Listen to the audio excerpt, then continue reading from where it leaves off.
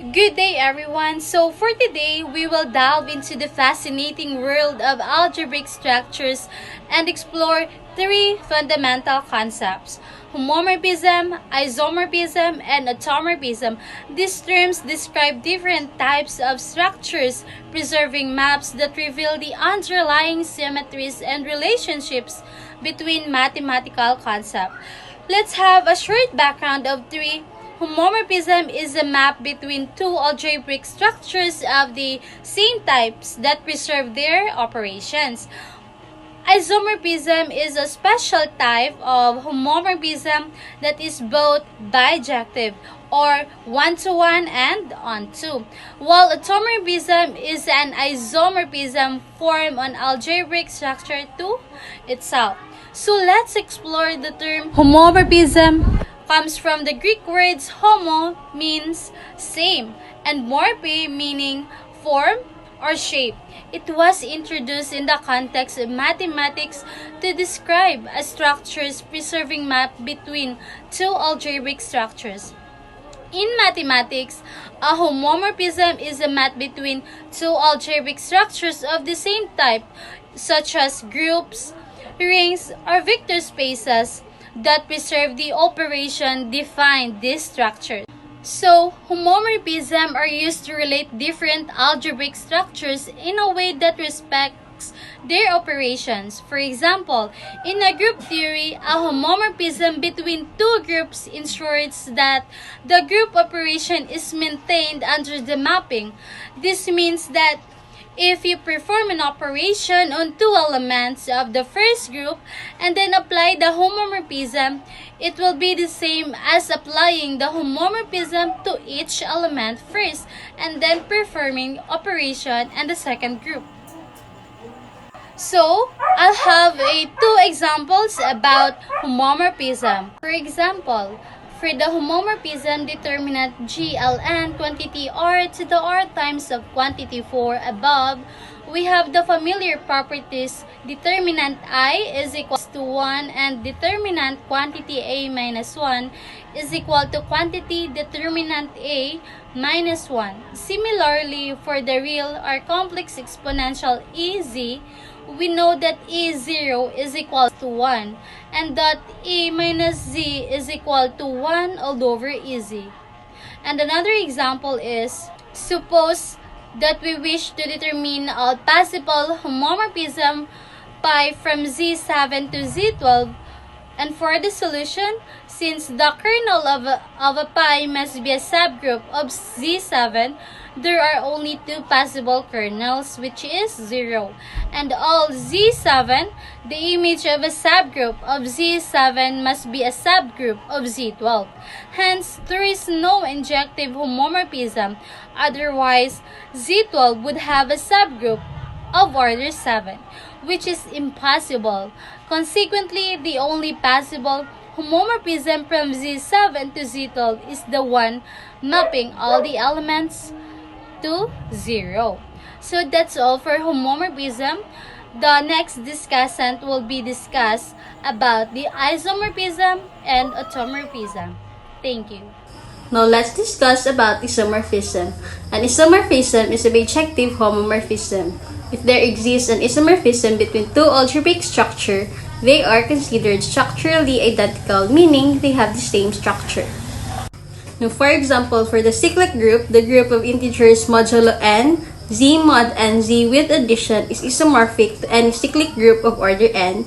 Say, cyclic group of order n with addition in the map y is a function from the set of integers modulo n to the cyclic group of order defined by y quantity k is equal to g raised to k for a generator g of c sub n is an isomorphism. Now, here's an example of an isomorphism between the set of integers, whole numbers, positive, negative, and 0, and the set of even integers.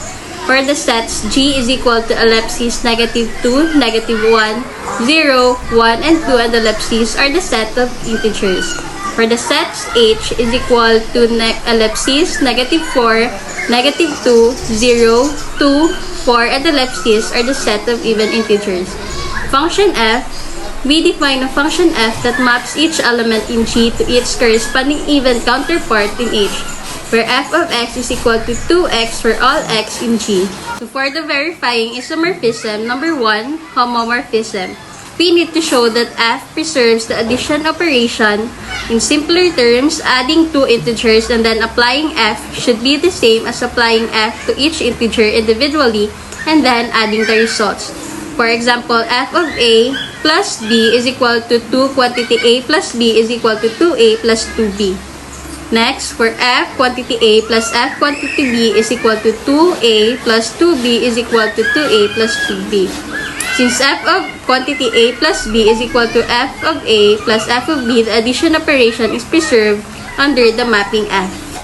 Next, for the bijection, which is a one-to-one injective, for any two distinct integers a and b in G, if f quantity a is equal to f quantity b, then a must equal b. F quantity a is equal to f quantity b implies 2a is equal to 2b. Dividing both sides by 2, we get a is equal to b. Antisurjective, for even integer y in H, there exists an integer x in G such that f of x is equal to y. Given any integer y, we can find its corresponding integer x by dividing y by 2 is equal to quantity x is equal to y over 2. Applying f to x, we get f to x is equal to 2 quantity y over 2 is equal to y. Since f is both a homomorphism and a bijection, it establishes an isomorphism between the set of integers and the set of even integers. This implies that from a structural standpoint, these two sets are essentially identical when it comes to addition. We can perform addition or integers and then map the results to even integers using f or vice versa and obtain to the same outcome. Automorphism. An isomorphism from an algebraic structure to itself reveals inherent symmetries within the structure. It is often used in group theory. An automorphism takes the concept of isomorphism a step further. It's essential an isomorphism where the source and the targets of the structures are identical. In simpler terms, it's a map within a single algebraic structure that preserves its operations while being bijective. This unveils the inherent symmetries that reside within the structure itself. Imagine a snowflake. Its integrate pattern exhibits automorphism, where rotations and reflection preserve the overall structure. Similarly, automorphism in group theory help us understand the symmetries and self-similarities present within a group.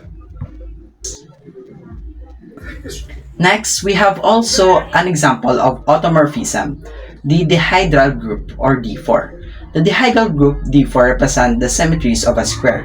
It consists of 8 elements, as you can see in the presentation. Using the rotations that denoted r to the power of 0, r to the power of 90, r to the power of 180, and lastly r to the power of 270. Now we can define automorphism of the dihedral group. Let's first use isomorphism for verifying automorphism. An automorphism is a special case of an isomorphism where the source and the target structure are identical.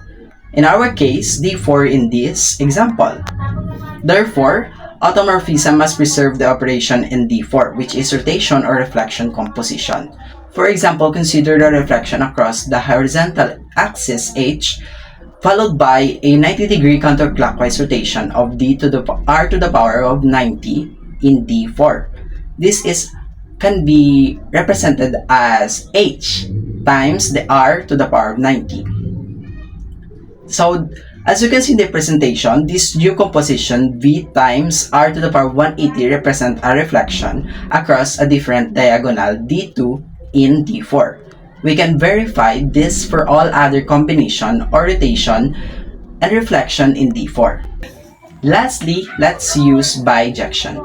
Automorphism maps each element in D4 to a unique element within D4 Additionally, every element in D4 has corresponding element obtained by applying automorphism.